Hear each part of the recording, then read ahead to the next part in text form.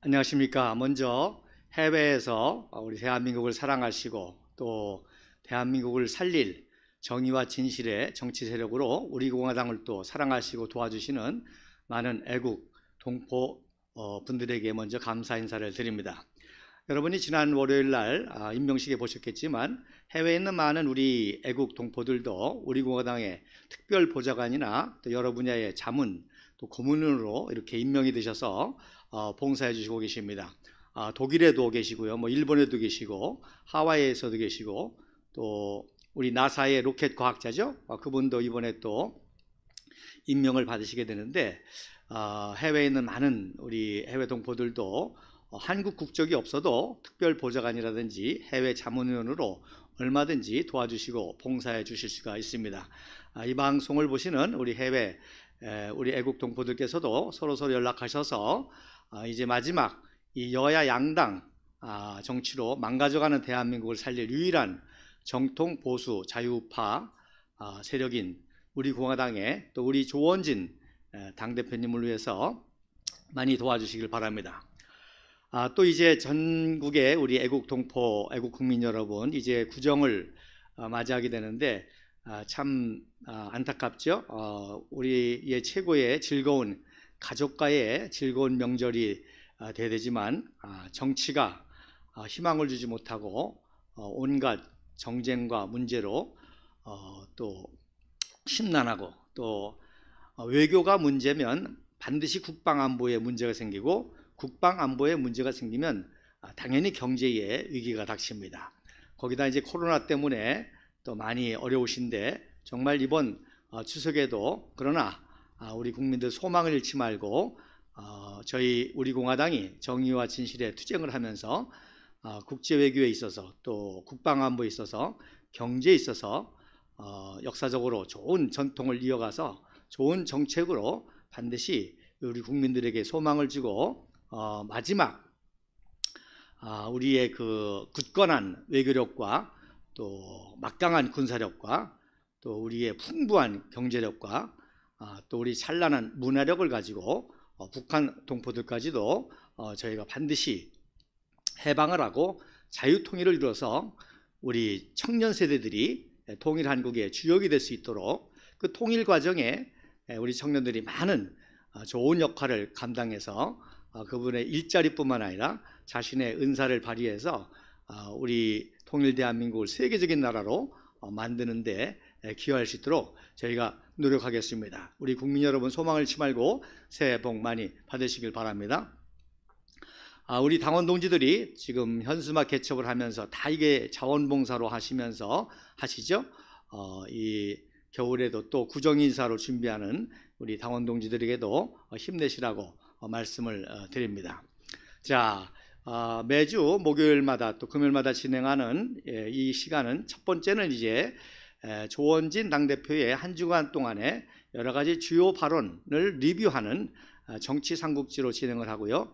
그 다음에는 이제 역사 특강으로 지금 박정희 대통령 특집으로 오늘이 이제 8번째 시간이 되겠습니다. 그래서 여러분 잠시 전에 보신 영상 제가 공카에 퀴즈로 냈죠. 거기에 이제 제5사단장 박정희 준장을 찾아보라고 하는 그러한 퀴즈를 냈는데 그래서 두 번째 시간 2부에는 특별히 박정희 준장이 이제 소장이 되어서 또 소장으로서의 중요한 역사적인 사건들을 우리가 다루고자 합니다. 자, 그럼 먼저 전치 삼국지 첫 번째 카드를 보여드리면서 한번 같이 설명을 좀 해드리도록 하겠습니다. 자, 이제 점점 조원진 대표님께서 YTN, 스픽스 또 이번 금요일 내일이죠. 신장시계, MBC 뉴스 하이킥 등등 이제 많은 방송에 출연하게 됩니다. 그런데 특히 정치 방송은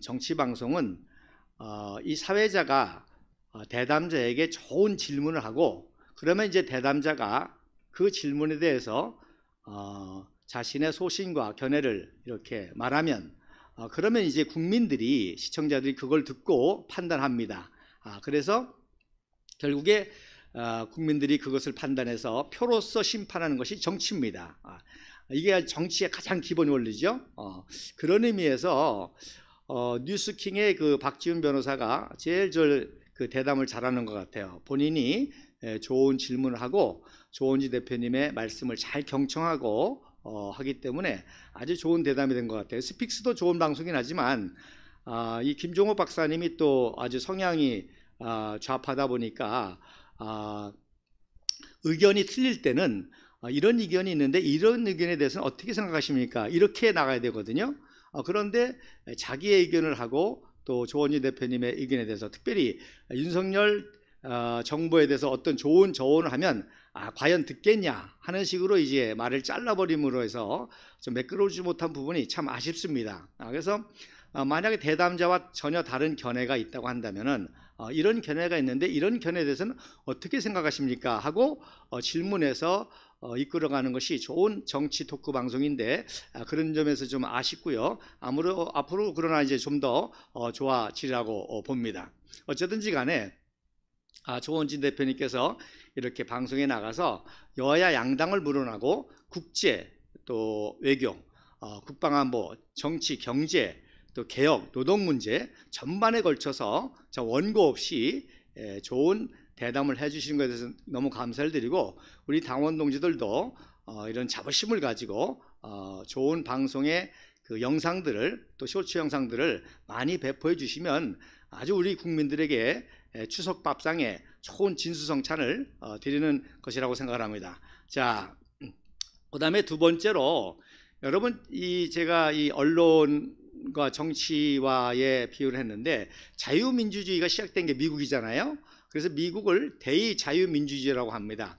여러분 아시는 대로 미국이 독립전쟁에 승리를 하고 약 10년에 걸쳐서 계속 대륙회의를 해서 계속 토론하고 그리고 토론한 것에 대해서는 비밀 투표를 하고 그리고 결정된 것에 대해서는 이 대표자들이 서명을 해서 그래서 미국의 오늘날 헌법을 만들었습니다. 즉 무슨 얘기냐? 모든 대표자들이 자유로운 토론을 하고 그리고 합의를 거쳐서 결국에 만장일치다든지 아니면 다수결에 의해서 결정한 이 방법이 대의자유민주주의의 핵심이라는 것입니다. 그래서 마지막에 이제 미국의 헌법을 논란이 많았죠. 각 주마다의 독특한 이권이 있고 또 의견이 있고 하기 때문에 그런데 마지막에 이제 결정된 게 코네티컷 컴프로마이즈, 코네티컷 타협안이라고 해서 이것이 미국의 헌법이 됐습니다. 미국에는 50개 주가 있죠. 50개 주마다 다 별명이 있습니다.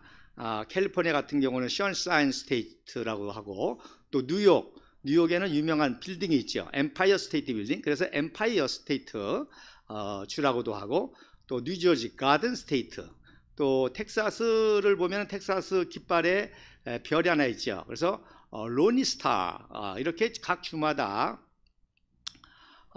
주의 별명이 있는데 그래서 이 코네티컷 주의 그 별명이 뭐냐? 컨스티튜션 스테이트입니다. 즉 헌법주라는 거예요. 왜? 그 코네티컷 주의 주법을 근거로 해서 미국의 헌법이 만들어졌기 때문에 그리고 그걸 기초로 해서 헌법이 만들어졌기 때문에 이제 코네티컷 컴프로마이즈라고 하고 또 그래서 코네티컷 주는 별명이 컨스티튜션, 헌법주라고 하는 별명을 가지게 되는 것입니다. 그래서 정치란 뭐냐? 이렇게 국민의 대표들이, 국회의원들이 또 선출이 돼서 이런 대화와 토론을 통해서 타협을 통해서 결정하고 그 결정한 것에 대해서는 모두가 승복해 나가는 그것이 자유주의 기본인데 이게 깨졌잖아요. 이게 언론 선동, 거짓 언론 선동으로 해서 다 거짓말로 언론이 선동하고 광장에서 10만 명 모인 거를 280만 명이 모였다고 해서 대통령을 탄핵하고 그리고 또 사법부도 거기에 가담해서 입법, 사법, 행정이 다 무너졌고요.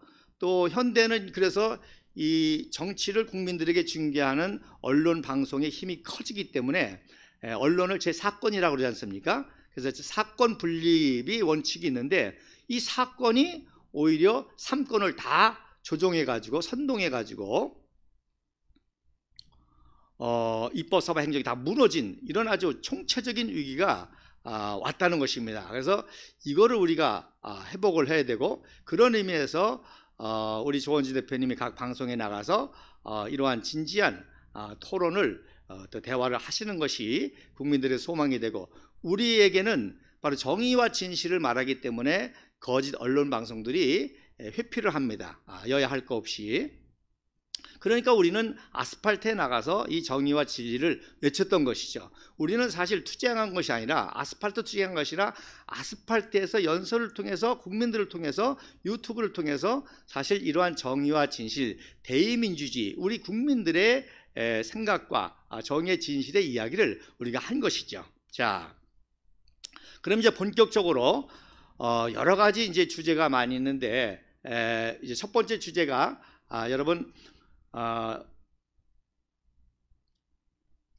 외교 참사입니다. 자, 그래서 그 다음 사진 보여주시면 이제 여러분 아시는 대로 UAE의 국빈 방문, 즉 우리 박근혜 대통령까지만 해도 공식 실무 방문으로 지금 윤석열 정부가 이루었다고 하는 모든 MOU의 기초를 다 박근혜 대통령이 놓지 않았습니까? 그래놓고 이번에 이제 최초로 국빈 방문을 했는데, 여러분 아시는 대로 이제 우리의 적은 북한이고 UAE의 적은 이란이다라고 하는 이 발언 때문에 지금 엄청난 국제적인 파장이 일어나고 있습니다. 제가 보기에는요, 이거는 하나의 한마디로 무식한 해프닝입니다. 그 김건희 여사가 사막에도 여우가 많나요? 하니까 예 그렇습니다 하니까 윤석열 대통령이 별걸 다 알아 하면서 이제 칭찬하는 말을 하면서 그 부대 장병들에게 좀 아는 척을 한 거죠. 우리의 주적은 북한이다. 그리고 UAE와는 군사협력 관계다. 그러면서 전혀 생각도 못한 그냥 자기의 얄팍한 지식을 드러내는 것 같이 이란의 적은 UAE의 적은 이란이고 북한의 적은 우리의 적은 북한이다라고 하는 그런 이제 전혀 생각지도 못한 그런 발언을 했습니다. 여러분 아시는 대로 문재인 정권에서도 수많은 외교 참사가 있었지만 문재인은요 그래도 비서실장도 하고 이 국제 외교 관계를 어느 정도 알기 때문에 여러분 아시는 것처럼 왕따를 당할지언정 조심하잖아요. 아무 소리 안 하고 그냥 보리뭉댕이처럼 있잖아요. 그리고 철저히 뭡니까? A4를 사용하지 않습니까? A4를. 그래서 문재인도 수많은 외교 홀대를 받고 또 했지만 왕따를 받고 했지만 그러나 그런 걸 알기 때문에 실수 안 하려고 보리뭉댕이처럼 그냥 가만히 어하고 어벙하게 있거나 그리고 철저히 A4를 사용했는데 윤석열 정부는 전혀 외교에 대해서 무지하다 보니까 이런 어처구니없는 실수를 한 것 같습니다. 그래서 이건 기본이잖아요. 그 나라에 가서 다른 나라 얘기를 할 이유가 아무것도 없습니다. 만약에 한다고 한다면은 긍정적이라든지 소망적이라든지 관계 개선을 위해서 할 수는 있는데 우리가 이거 가장 기본 아닙니까? 친구의 적은 나의 적도 될 수 있는 거예요. 그러니까 친구 UAE의 적을 언급했다는 것은 그 적이 나의 적이 될 수도 있는, 그리고 UAE는 이란은 우리가 아시는 대로 정통적인 우호 국가 중에 하나 있지 않습니까? 테헤란으로가 뭡니까? 박정희 대통령 때 경부고속도로를 놓으면서 강남이 개발되면서 IT 투자를 위해서 이란이 들어오고, 그래서 팔레비 정권 때는 굉장히 친했던 관계로 이란의 수상이 방문했기 때문에 거리 자체가 테헤란로입니다. 그래서 이거는 이제 하나의 아주 전형적인 좀 잘난 척하는 무식의 해프닝인데, 더 문제가 되는 것은 이거를 전문가라는 사람들이 싸고 돈다는 거예요. 실드를 치려고 한다는 겁니다. 그것이 좀 안타까운 거죠. 그래서 정진석 비대위원장뿐만 아니라 그래서 지금 정치 이게 문제라는 겁니다. 그 여야 양당이 첨예하게 대립하다 보니까 다 내 편은 변호하려고 그러고 상대방은 어떻게 해서든지 비난하려고 하다 보니까 정의와 진실이 무너진 거예요. 실수는 실수했다라고 하면 그만이잖아요. 그리고 또 조심하겠다. 또 이런 문을 간과하지 못했다. 하면서 얼마든지 해명할 수 있고 해야 되는데 이거를 또 무슨 또 이란이 어쩌니 저쩌니 고도의 전략이니 이러면서 실드를 치고 또 비판하는 쪽에서는 뭐 이란과 이제 전쟁이 날 것과 같이 그렇게 몰아붙이면서 압박하고는 이 정쟁이 되는 것이 정말로 너무나 안타깝다는 거예요. 아주 박진 외교 장관이 굉장히 지금 머리 아플 겁니다. 그러면 결국 참모로서 이걸 지혜롭게 해결해 나가야죠. 그런 면에 좀 아쉽고 또 우리나라에 외교 전문가들이 많이 있지 않습니까? 근데 그 외교 전문가들이 정확한 진단을 해주지 못하고 좌파 외교관들은 비난으로 우파 외교관들은 실드를 치려고 하는 아주 유치한 이런 정치를 하기 때문에 정말 국민이 답답한 거죠. 자, 그 다음에 두 번째 주제는 이제 여러분 아시는 대로 이제 여당의 당대표 선거로 인해서 굉장히 혼란하지 않습니까? 재미난 것은 우리 조원진 대표님께서 말씀하신 것처럼 이 인과응보, 인생의 진리기도 하고 역사의 진리기도 하고 정치의 진리기도 한데 탄핵 6년 만에 이러한 진리가 선명하게 드러나고 있습니다. 탄핵의 주동에 앞장섰던 정말 탄핵의 여우라고 할 수 있는 이 나경원 의원이 그리고 한때는 탄핵의 동지였던 권성동 의원과 첨예하게 대립하고 오늘도 뉴스를 보니까 이제 홍준표까지도 가담을 해서 사면 초과와 같이 인신공격을 당하는 그러한 입장이 됐습니다. 장제원 의원도 이제 또 곧 자기가 말한 대로 행한 대로 받게 되겠죠. 그래서 정말 박근혜 대통령께서 훌륭하신 게 그 모든 거짓과 수치와 수모에도 불구하고 딱 한마디 하셨지 않습니까? 시간이 걸려도 진실은 드러난다. 지금 그런 단계에 오기 시작한 것 같습니다. 그래서 그때 거짓말했던 사람들이 이제 서로 비난하고 또 서로 헐뜯고 이제 적이 되는 친구가 원수가 되는 작당하고 모의하고 했던 자들이 되는 그러한 현실을 우리가 보고 있습니다. 이번 기회에 정말 이런 정치인들이 깨닫고 박근혜 대통령의 탄핵에 사죄하고 진실하게 사죄하고 새롭게 변화되는 그런 모습이 있으면 국민들에게 소망을 줄 수 있을 것 같습니다. 자, 그 다음에 세 번째 주제는 더 큰 문제죠. 세 번째 사진 한번 주세요. 예. 자, 뭡니까? 윤석열 정부의 핵 보유 발언입니다. 이건요 엄청난 실수를 한 겁니다. 나름대로는 무인기 기습 남침에 뚫려가지고 국민들이 불안해하니까 그 불안을 희석시키기 위한 국내용으로 특별히 이제 국내의 보수 우파, 강경 보수 우파를 달래려고 하는 그런 멘트로 혹보유 얘기를 한 것 같아요. 이것도 전혀 역사라든지 그 국제 정세를 전혀 모르는 그런 발언이죠. 그래서 사실 무인기 기습 남침은 문재인 김정은 정권의 9.11 군사합의라든지 그런 거의 결과입니다. 그러나 어쨌든 그런 현실이 닥쳤을 때에 그것을 잘 대처하기보다는 이렇게 국민의 불안을 희석시키려고 엉뚱당칭하는 핵 보유 발언을 한 것이 이게 지금 심각한 문제입니다. 여러분, 핵보다도 더 중요한 것은 한미동맹입니다. 한미동맹만 확고하면 북한의 핵 문제뿐만 아니라 뭐 중국의 문제, 일본의 문제, 또 러시아의 문제 모든 문제를 해결할 수 있는 핵심 키워드가 한미동맹입니다.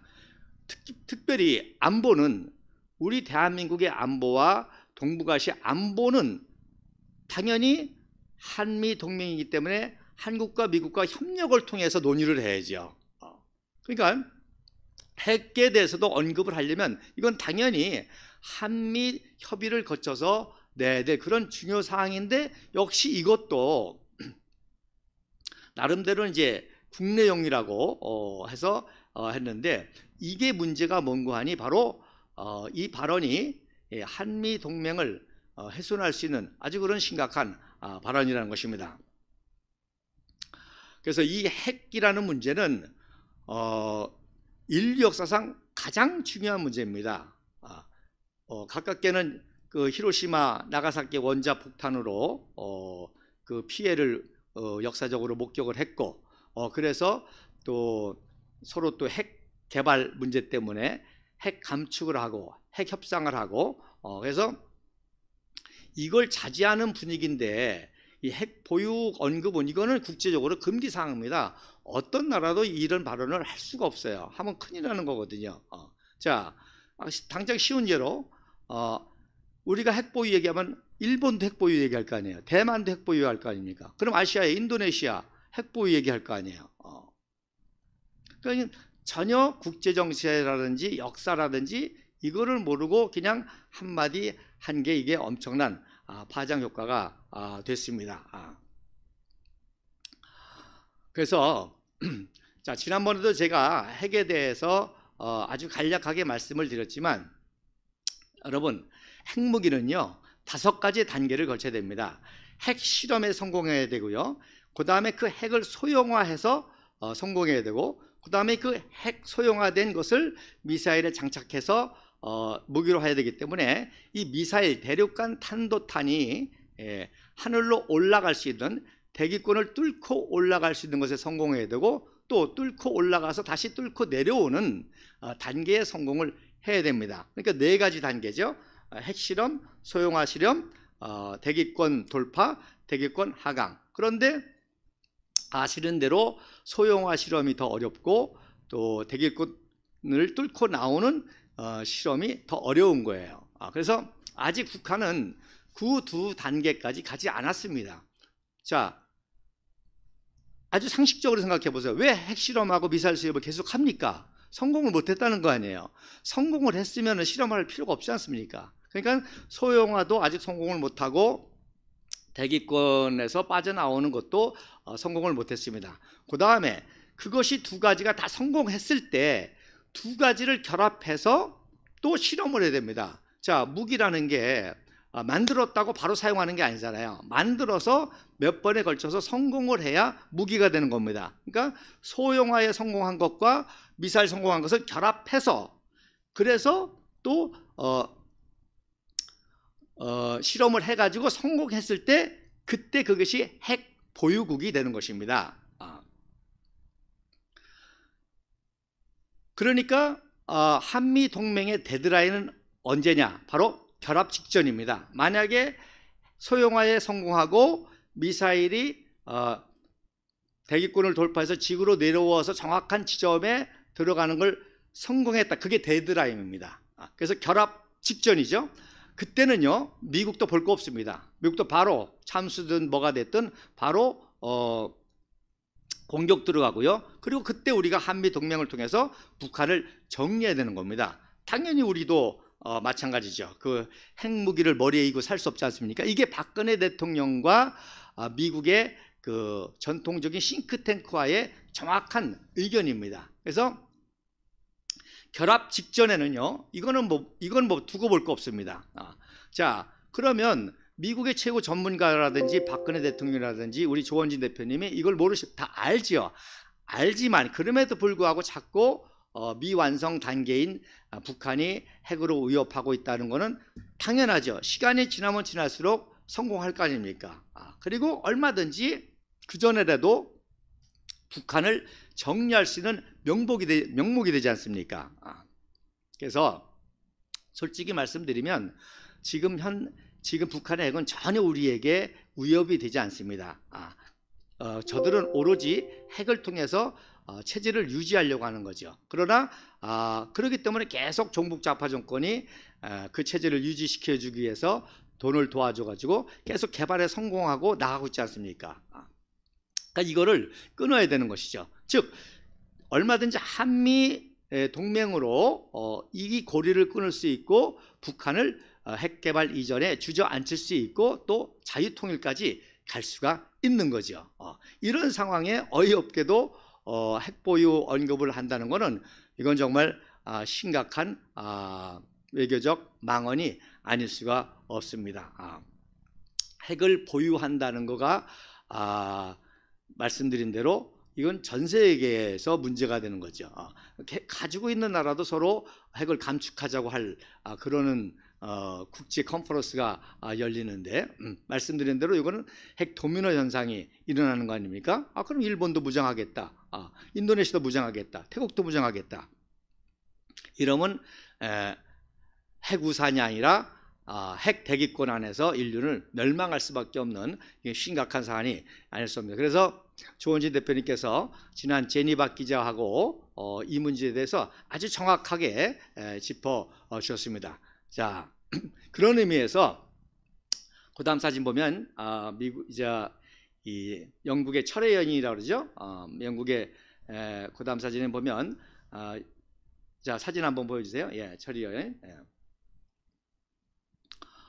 그래서 이 국제 외교와 국방 안보 또 경제 등에서 영국병을 치유했다고 하는 이 대처 수상을 철의 여인이라고 합니다.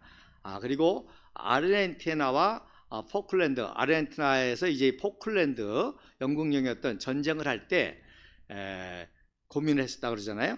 승리 확신이 없었지만 그러나 영토와 국민을 보호한다는 의지로 개전을 했고 또 심지어 미국의 레이건 대통령이 이제 그 협상과 화해와 중재를 했는데 레이건에게 자, 만약에 알래스카가 침공당했다면 하와이는 침공당한 적이 있으니까 알래스카가 침공당했다면 당신도 화해하겠냐.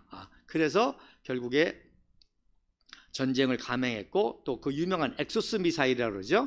엑소스 미사일을 사용해서 아르헨티나 군함을 전멸시키면서 대승리를 거뒀던 이 철의 여인. 제 말씀을 왜 이걸 드리는 거니 바로 우리 공화당과 조원진 대표님께서 바로 박근혜 대통령의 이러한 국제 외교 리더십, 또 국방 안보의 리더십, 또 경제 리더십, 한류 문화의 리더십, 이 리더십과 우리가 같이 한다고 한다면은 이제 미국의 어떤 정부가 민주당 정부든 공화당 정부든 어떤 정부든 한미 동맹을 강화해서 내일이라도 당장 바로 북한의 핵 문제를 처리할 수 있는 능력이 충분히 있다는 겁니다.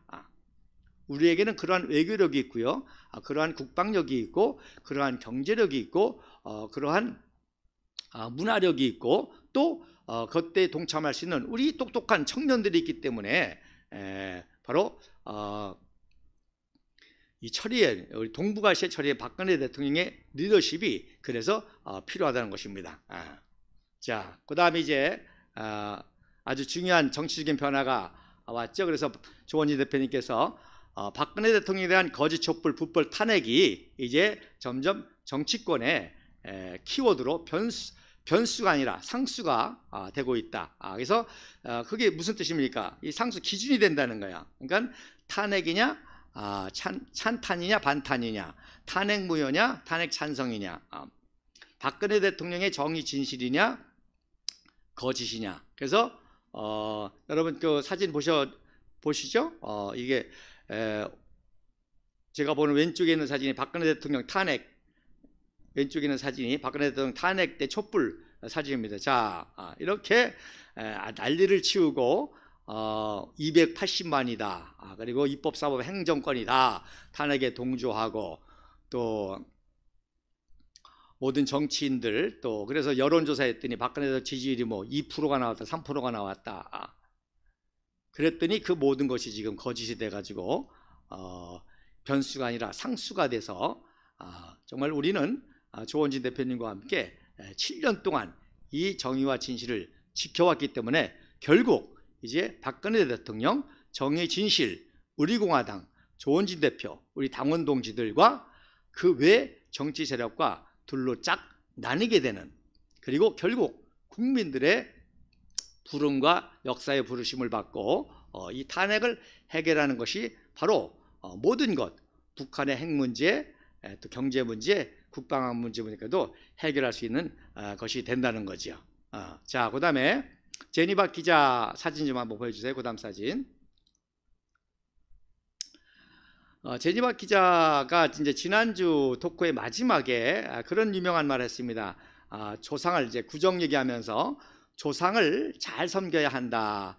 역시 제니박 기자가 미국 국적을 가지고 백악관을 출입하는 최고의 국제 앵커로서 지만 그의 뿌리는 이제 한국이라는 거예요. 그래서 한국을 사랑하고 한국의 미래를 사랑하고 역시 그분도 우리 한국의 위대한 건국의 역사, 한강 기적의 역사, 그 정통성과 그 전통성 이것이 이어가야만 우리 대한민국의 소망이 있다고 하는 그런 견해를 이렇게 표현한 겁니다. 조상을 잘 섬겨야 한다. 그래서 결국 우리 공화당이 이승만 박사의 건국정신, 또 박정희 대통령의 구국방병 반공정신, 그리고 박근혜 대통령의 자유통일을 이어가는 이 역사를 이어가는 것이고요. 그런 의미에서 역사가 중요하다는 것입니다. 조상이 중요한 것처럼 우리의 뿌리가 중요한 것처럼 우리의 역사가 얼마나 위대하고 찬란한 역사인데 그 역사를 종북좌파가 다 왜곡시켜가지고 무슨 민주화니 또 친일파니 또 군부 독재니 군사 독재니 이런 것 투쟁을 통해 가지고 정권까지 잡았고 또 탄핵까지 했지 않습니까? 그렇기 때문에 이 역사를 바로잡는 것이 그래서 중요하다는 겁니다. 자, 그래서 어제 사건이 있었죠. 그 다음 사진 보여주시면 어저께 캄보디아에서 간첩을 접선했다고 해서 민노총 사무실을 압수수색했습니다. 재미난 거는 이 종북좌파 언론의 유명한 5가지가 한겨레, 오마이, 노컷, 경향신문 그리고 민중의 소리입니다. 근데 그 경향신문 12층, 16층이 민노총 사무실이라는 거예요. 여기서 압수수색을 했는데 이 한상지라고 하는 대변인이 인터뷰를 하면서 뜬금없이요 한참 규탄하다가 지금 역사를 왜곡하고 있다라고 하는 그런 발언을 했어요. 자, 이게 무슨 뜻이냐? 자, 역사는 뿌리기 때문에 뿌리가 잘못되면 모든 줄기와 가지와 열매가 잘못될 수밖에 없습니다. 그래서 무슨 얘기냐? 이 종북좌파가 이렇게 활동하고 민노총이 이렇게 활동하는 건 다 잘못된 역사를 뿌리를 둔 거거든요. 그래서 뭐 재벌, 미국 식민지화, 미국 제국주의 식민지, 재벌, 또 고도 성장을 우리의 고도 성장을 재벌 위주의 성장, 노동자 착취 이런 걸 통해서 민노총까지 조직해서 정치 세력화됐기 때문에 그 역사의 진실을 드러나게 될 때 이 모든 세력은 무너지게 되는 거예요. 제가 역사 토크를 하면서 말씀을 드리지 않습니까? 북한에는 단 하나의 진실이 있다. 뭐예요? 모든 게 거짓이다. 그래서 김일성, 김정일, 김정은 북한의 모든 역사는 다 100% 조작 역사입니다. 그리고 그 조작 역사와 또 영향을 받아가지고 남쪽에서도 그 역사 영향을 받았지 않습니까? 자, 문재인이가 뭐 북카페를 연다고 하면서 또 뭐 페이스북에다가 또 아주 서재에서 사진을 찍으면서 소개한 책이 전환기 시대 이영희의 전환기 시대의 해방사 뭐 역사라는 그 책을 얘기했더라고요. 여러분 그 책은 종북좌파의 거짓 역사라는 것이 이미 다 판명이 됐습니다. 그리고 제가 그 박정희 소장 그 혁명했을 때 선글라스 얘기를 했잖아요. 그 선글라스를 이영희가 그때 이제는 기자였었거든요. 기자로 미국 케네디 방문 때 수행까지 했습니다. 그래서 그 진실은 박정희 장군께서 이 책을 많이 보시고 특별히 차트라든지 글씨라든지 숫자를 많이 보기 때문에 눈이 충혈되십니다. 그래서 눈이 충혈돼 가지고 선글라스를 쓰신 거예요. 그리고 당연히 미국의 국가 정상을 만드니까 케네디하고도 협의해서 좀 옅은 색의 선글라스를 썼죠. 그랬는데 그거를 이영희가 뭐라고 왜곡했습니까? 뭐 혁명의 그 컴플렉스를 숨기기 위한 거다. 자기 야심을 위한 그걸 만들어내는 게 이영희입니다. 그 역사책이 해방 전후사 인식이라는 역사책입니다. 그리고 그 역사책에 또 미국의 유명한 좌파 역사인 브루스 커밍스의 그 얘기를 많이 인용했거든요. 브루스 커밍스는 나중에 미국 학자는 정직합니다. 자기가 논리를 폈대도 나중에 다른 자료를 통해서 진실이 나타나면 얼마든지 자기의 잘못을 인정하고 새로운 학설을 받아줍니다. 그래서 브루스 커밍스라는 사람이 유명한 뭐 남침설, 북침설, 또 북침유도설 이런 거를 냈던 사람이거든요. 그래서 그 논리를 가지고 이영희가 책을 썼는데 소련이 무너지면서 소련의 비밀 자료들이 다 나오면서 그것이 다 거짓이었다니 판명이 되고 브루스 커밍스가 제일 먼저, 그 부인은 한국 사람입니다, 제일 먼저 커밍아웃을 했습니다. 내 이론이 잘못됐다. 그런데 참 대한민국의 정권을 탈탈해서 국가 지도자가 됐다고 하는 문재인이가 아직도 그 책을 들고 있다는 이 수준이 우리 대한민국의 반쪽 정복 좌파의 수준이고 또 거기에 정권을 찬탈한 보수파의 수준이라는 것이 너무너무 안타까운 거예요. 너무너무 안타까운 거예요. 그래서 오죽하면은 저 같은 사람이 나와서 조원진 대표님을 도와오면서 이 위대한 대한민국의 역사를 회복하고 대한민국의 미래를 회복하고자 이렇게 나오지 않았습니까? 자, 그래서 반드시 우리가 승리할 것입니다. 자, 그 다음 사진 보여주면 이게 자 영국의 식민지였던 미국이 그 처음에는 이제 13개 그 주가 결성해 가지고 독립전쟁을 하지 않습니까? 그래서 약 6년간의 독립전쟁을 통해서 이 식민지 백성들이니까 뭐 군대를 알아요, 뭘 알아요. 근데 독립전쟁을 하게 되니까 이제 민병대들이 처음으로 총을 만져보고 훈련을 받고 해서 군대를 조직해 가지고 해가 지지 않는 나라 대영제국, 저 영국에서부터 저 파푸아뉴기니아까지 태평양까지 전 세계의 3분의 1을 식민 지배하던 영국의 별명이 영원히 해가 지지 않는 대영제국 아니었습니까? 그렇게 지배했던 막강한 영국의 해군력과 육군 정규군을 싸워서 이겼거든요. 그래서 결국 항복을 받아냈습니다. 그때 그 항복식 때 당연히 뭐 민병대니까 제대로 된 의장대라든지 뭐 군악대가 있겠습니까? 그래서 오히려 항복하는 영국의 의장대가 이제 연주를 했는데 무슨 곡을 연주했느냐? 1645년에 미국의 명예혁명 노래를 연주했는데 그 노래 제목이 재밌게도 The World Turned Upside Down, 세상이 뒤집혔다. 영국도 전통적인 왕정 국가에서 명예혁명을 통해서 최초의 의회민주주의라는 것이 생기면서 자유민주주의 최초의 시초가 영국의 명예혁명 아닙니까? 그러면서 영국이 뒤집어지면서 결국 대영제국에까지 이르지 않았습니까? 그때 노래 제목이 이거였는데 이걸 연주했다는 거예요. 그래서 그 코넬리스가 너무 수치스럽고 창피하니까 병을 핑계로 해서 항복식에 직접 참여를 안 했지만 이 민초가 대영제국 정규군을 이긴 이 사건을 통해서 앞으로 또 한번 역사가 뒤바뀔 것이다. 명예혁명을 통해서 역사가 뒤바뀌었듯이 이 식민지 독립전쟁의 승리, 미국의 탄생이 역사를 뒤바꿀 것이다. 그렇게 됐잖아요 지금. 그 미국이 지금 전 세계를 모든 면에서 압도하고 있지 않습니까? 그래서 뒤집었다는 거 아니에요.